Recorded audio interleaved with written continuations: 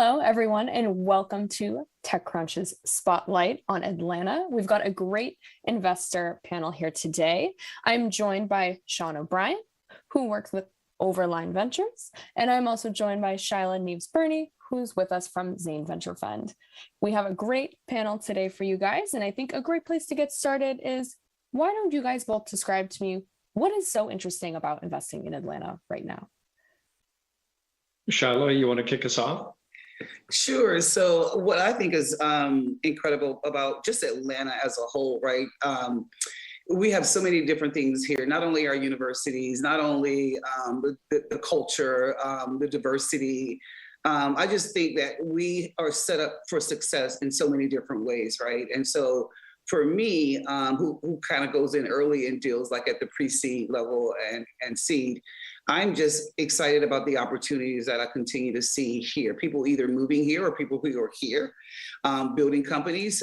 For us, is primarily we're interested in tech companies. And so there's just no limit for the talent. And so it's always exciting to see the talent that's coming out of the Atlanta university systems. And so for me, that's what I find exciting, just the talent. Yeah, I would second that. We, as pre-seed and seed investors, my partner Michael and I, we screened first on founding team, and I agree with Shila completely. The talent that's here building in the Atlanta ecosystem is second to none.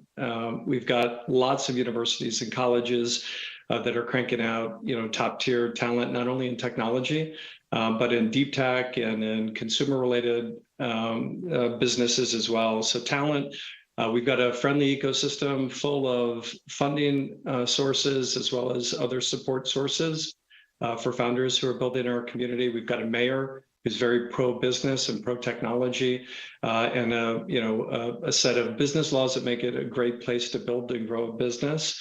And we just have a different way of doing things down here in Atlanta. Everybody here is friendly, collaborative. There's not a lot of sharp elbows in the city. And there's a lot of resources that come together to support founders on their earliest stages all the way through their growth stages of their companies. So it's a great city to build in and a great moment in time for our city. Mm-hmm.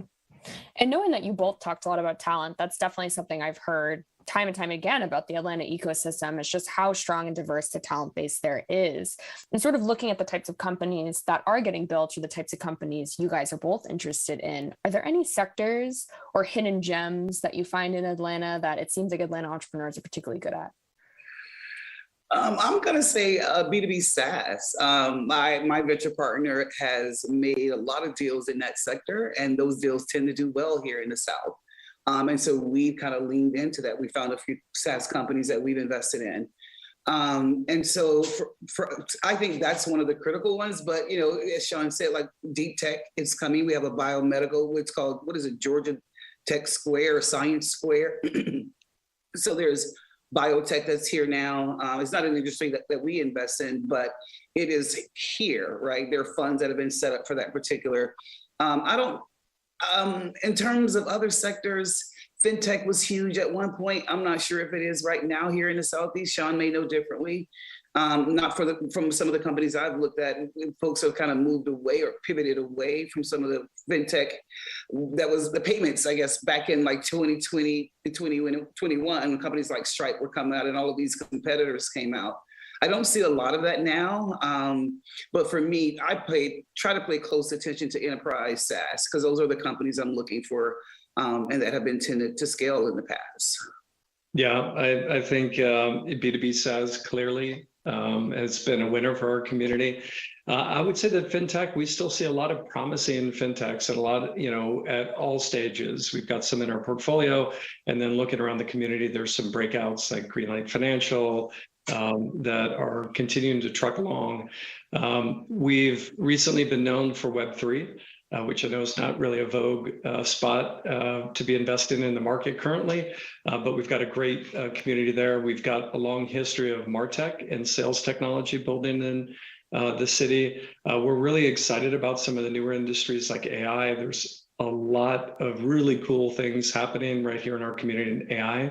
And then clearly we are without a doubt a leader in logistics and supply chain.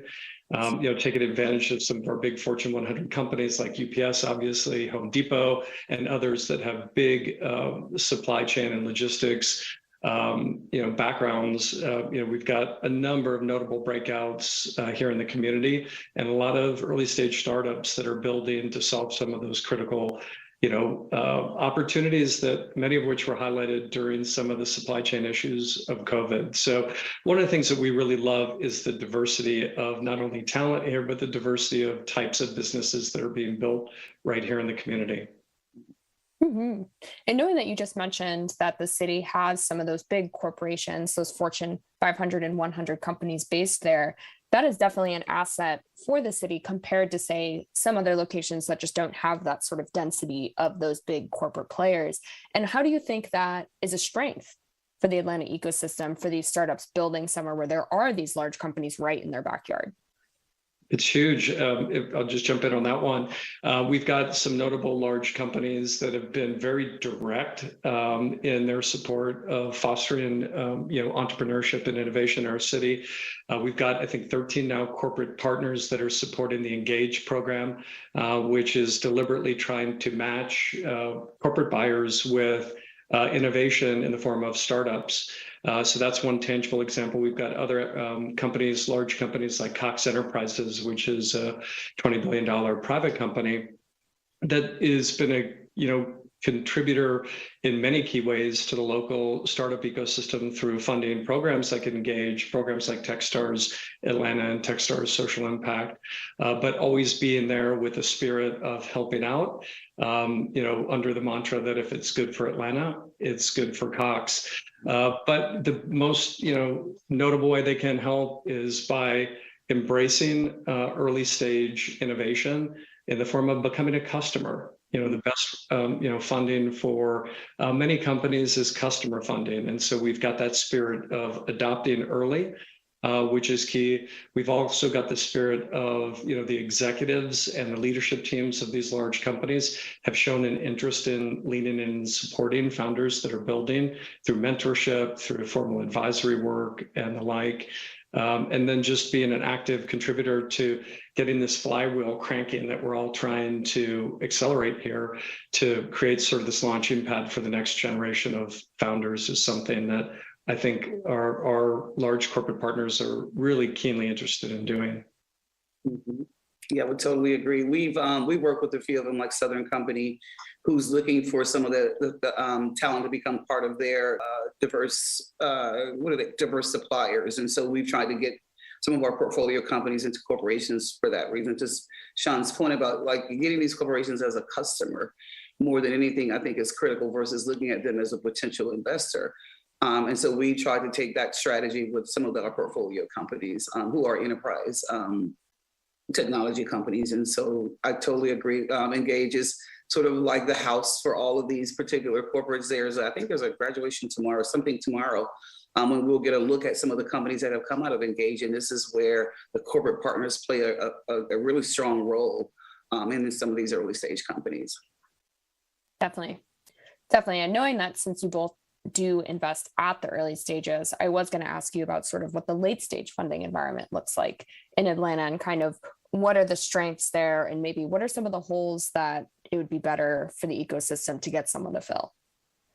I'm going to let Sean go there because I pay particular attention to where I promised my LPs I was going to pay, and that's in the early stage. And so Sean may have some, even though I know a lot of the late stage, I don't know what's happening with late stage companies. Yeah, we are also focused primarily on pre-seed and seed investing, but part of our job as a good venture partner for our portfolio companies is being deliberate about maintaining relationships with downstream investors. And so while we will write checks in the later stages through our opportunity fund, we really spend an awful lot of time, collaborating with some of the downstream investors. Many of them are in the coastal cities where you'd expect in Boston and New York and San Francisco. But we've got some great, Series B and beyond investors here in Atlanta. I would say that when Michael and I started Overline, we thought that the most acute need in the funding ecosystem was at the earliest stages. at formation stage, 2 founders and an idea, concept on a whiteboard that they want to turn into code and turn into product and turn it ultimately into a company. And so that's where we started. And we've been, trying to drive, collaboration to make sure that as we get past the point where Overline is really built to be a hands-on kind of early stage partner in the 0 to 1 stage of a business, that we have a really safe and comfortable place to hand them off to. And so I think, but in general, I think we could use more capital at all stages here in Atlanta. While we've come a really long way as an ecosystem over the last 10 years, we still have work to do. And that's one of the areas where I think we could continue to improve. Definitely. Yeah. I was going to follow up on that about sort of how do you lure these deep pocketed investors, as you mentioned, who maybe are coastal or just not based in the city, to Atlanta. And once they're here, how do you guys thinking about how the ecosystem can make sure that they're here to stay once they do arrive? So I'll just tell you how I work with some of mainly the West Coast investors who are looking for talent here in Atlanta, and most of them are looking at it because of the companies that we've already invested in. And so they have an interest in our portfolio. And so for us, it is, developing that relationship, like Sean said, because after us, we know there's someone else who needs to pick it up when we start to leave off. For us, it's around Series A. And so for me, I've been really cognizant of making relationships, bringing them to town, right? So we've had True Ventures on the West Coast who has come to town, wanted to meet women founders here in Atlanta. So you have a dinner or whatever, but that's a one-off. My goal is like, when are you going to come? When's the next one? What's the follow-up for the portfolio companies, that sort of thing. So keeping that line of communication open. So hopefully they will set up a presence here. There is a, $4 billion fund that I talked to 5 years ago. I have no idea why, but they reached back out to me because now they have a presence here in Atlanta. I think there was one person, and then someone comes back and forth. So I'm trying to be, like Sean said, there's no rough elbows here. We want to be friendly and open and say, hey, we're open for business. Yes, take a look at our portfolio companies. Sure, I'm happy to, curate a dinner for you to kind of see what's happening in the ecosystem. And so it's just being open to, meeting with them and talking with them and hearing about what they think about Atlanta and how we can help them, make some decisions to have a presence here and be ready for when our companies are looking for that type of financing. And so, it is just about having that relationship with them. And we've done it in unconventional ways. Go ahead, Sean. I know. I think you're exactly right. I think the one thing that you keyed in on there is being present in the community. I think, having the capital is one thing, but having somebody who's here, who's on the ground supporting, founders in their journey, getting to know the local ecosystem is key. Thrilled that we've seen some of the big funds have people here in town. We've got Insight, who's got a investor here, Drive Capital just added somebody here with a specific mandate of Atlanta. Circano just added a person. We're hearing almost, quarterly of a larger fund putting an outpost here in Atlanta, which is a start. I mentioned before, Mayor Dinkins is doing a great job supporting the ecosystem. He named a tech czar, tech advisor, Donnie Beamer, who's gone out and sort of carrying the Atlanta flag to some of the coastal communities to try to show them all the great things that are happening in our ecosystem. But I think ultimately, and I should also mention Venture Atlanta is, sort of an event, and the innovation month that surrounds Venture Atlanta is a way for our city and the broader community to spotlight all the amazing things that are happening here. And we're continuing to set records as far as the number of outside investors that are coming into the community to see what's happening here. Ultimately, it's going to take winners. And the good news is we're starting to see an increased pace of winners. Obviously, we've had some notable breakouts like Sales Loft and Calendly. Lease Query is there, Flock Safety, OneTrust, Greenlight Financial that I mentioned before. And I think ultimately it's going to be important for these winners to break out so that founders realize that you can start and build a very large and important company right here in Atlanta, and that the funders will ultimately realize that what we've got here is special and that you can build a unicorn or a decacorn right here in the Atlanta ecosystem. So I think it's just going to take time and more winners. Yep. So That was something I was going to get into as well, is this sort of Atlanta has had these big winners, as you mentioned, and there has been exits, but it's not consistent. If you look at, say, the data from someone like PitchBook, it goes up and down. There's good quarters for exits, and then there's some quarters where there are no company exits at all. Right. And I'm curious how you think about the exit environment and how it sort of impacts the overall ecosystem, or if you think, like you mentioned, Sean, you guys are almost there. Like we're almost at that point where maybe we're going to start seeing a lot of exits that'll sort of allow things to click into place. But yeah, I'm curious what your guys' thoughts are on how maybe this inconsistent exit environment is impacting the market, and maybe how, when that changes, it could have an effect. Yeah, being able to time these kind of big notable exits is very, very difficult to do.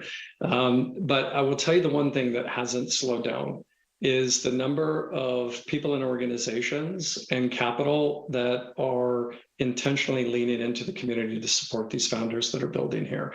So everything that's happening upstream has been a steady and consistent increase in pace and momentum. And, the outcomes, which are the big celebrated exits, there's a lot of things that go into it right now. Obviously, COVID and this macroeconomic environment has been challenging and has reset valuations across the board, which has sort of, maybe caused some of the ones that were soonicorns or on their way very quickly to become unicorns to take a step back. But I'm confident, and that seeing everything that's happening from an organization and collaboration perspective around, fostering Atlanta as a leading ecosystem for entrepreneurship and innovation, that it's absolutely inevitable that the pace and the number and the consistency of these large, high-profile exits will only continue.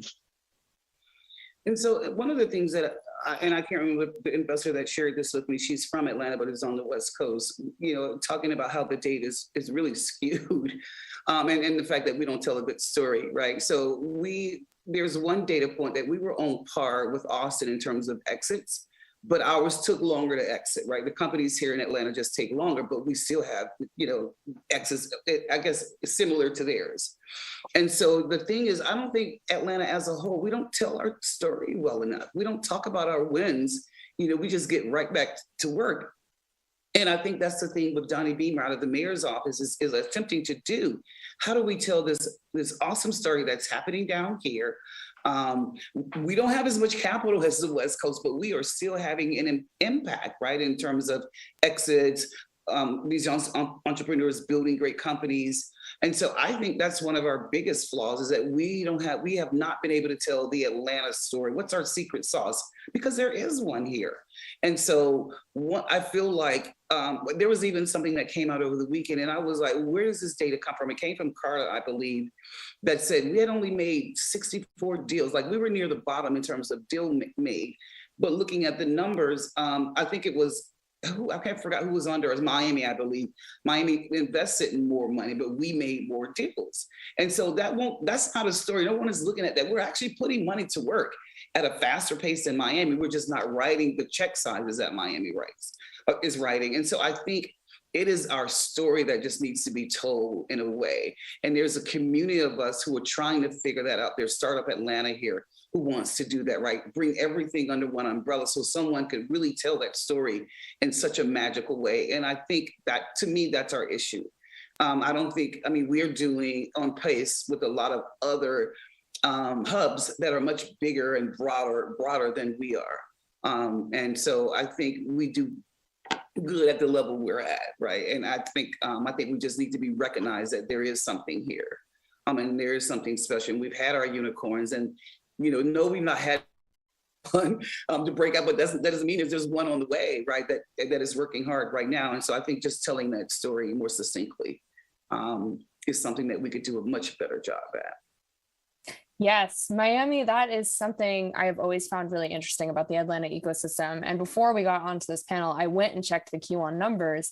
And I don't know, you said you may have gotten those numbers from Carta, but looking at PitchBook has tracked that there was more money invested in startups in Georgia and the Atlanta area in Q1 of this year compared to all of the state of Florida in Q1 of this year. And obviously they have growing hubs in St. Petersburg and in Tampa as well. So I thought that was really interesting. And so you dug into that very well, Shila, but Sean, I am curious about your thoughts about that as well. Sort of this weird notion that we're all talking about Miami, even though there are ecosystems like Atlanta that are maybe making more of a difference, or maybe putting in, as you said, more of the work to kind of build an actual ecosystem. Yeah, I think to Shila's point, narrative and storytelling is a big part of it. Miami has just been, Mayor Suarez has just done a incredible job of saying that Miami is open for business and basically accepting, all of the incoming capital from San Francisco that basically essentially just drained out into that ecosystem. And it was magic to see. And I think to a certain extent, that's what our current administration here in Atlanta is trying to replicate, the good parts of that. There's so many different data points out there. PitchBook will put some stuff out, then Cardo will put some stuff out, and they slice and dice by county, by region, by metro area. I think a lot of those data are skewed at times by some of these later stage mega rounds that are hundreds of millions of dollars in a single funding. That could account for many dozens of early stage investments that might be happening here in Atlanta that might get outshined, or at least the way the math is working on a non-volume weighted basis, might get outshined by one nuclear fusion deal, or one extremely large biotech startup. And so again, I'll just make the point that the data is going to tell a story at a moment in time. And what we, from an ecosystem perspective, are really focused on is building a foundation that every step forward is a step forward in permanence, and that we take the entire community with us, and that our starting point for the next generation is always farther along than where it was when we got here. And that's everybody who's in here and getting this flywheel going. And so we've been less caught up as a community in sort of the hype cycle stocks. And so I think we're better positioned because we're building good businesses that are diverse, not only in talent, but in industry, that are focused on building sustainable business, not just trying to get the highest valuation and the biggest round and the biggest headline and a quick exit, but they're talking about jobs and they're talking about sustainability from a business perspective. And so I like our approach here in Atlanta, maybe a little slower on the start, but I think it's going to build the right kind of business ecosystem here for the long run. Mm-hmm. And sort of going off of that business fundamentals and sort of not going into the hype cycles, it's definitely easy to tell from the numbers as well that after going through the bull markets of 2020, 2021, and then the subsequent pullback kind of across the board in 2022, if you look at the numbers, there was a pullback in Atlanta, but not the same way there was a pullback in other markets, both established and emerging as well. And so I'm curious, what would you lend some of that, just that sustainability of the market? The market could just keep going, still getting a lot of great numbers every quarter, still sort of backing these companies and being able to grow at a time when other markets are not seeing the same kind of success or the same kind of grit in their own ecosystems.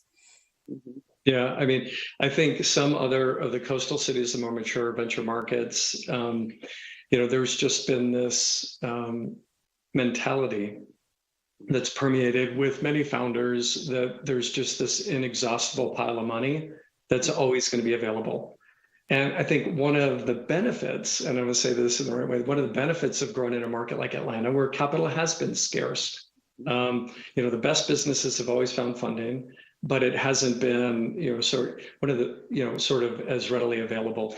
And I think one of the benefits is the founders here have been focused, at least in the 20 years that I've been here and investing, on building good, solid businesses, not just on the flashiest PowerPoints or the best elevator pitches, but ones that truly have unique differentiation that's sustainable over time, that they've got a unique insight into, and building in a way where they're capital efficient relative to some of the other cities that we've compare ourselves to. I think everything regresses to a mean over time. I think you're going to start seeing the data showing that we're going back to a mean in some of these markets that got hyperinflated.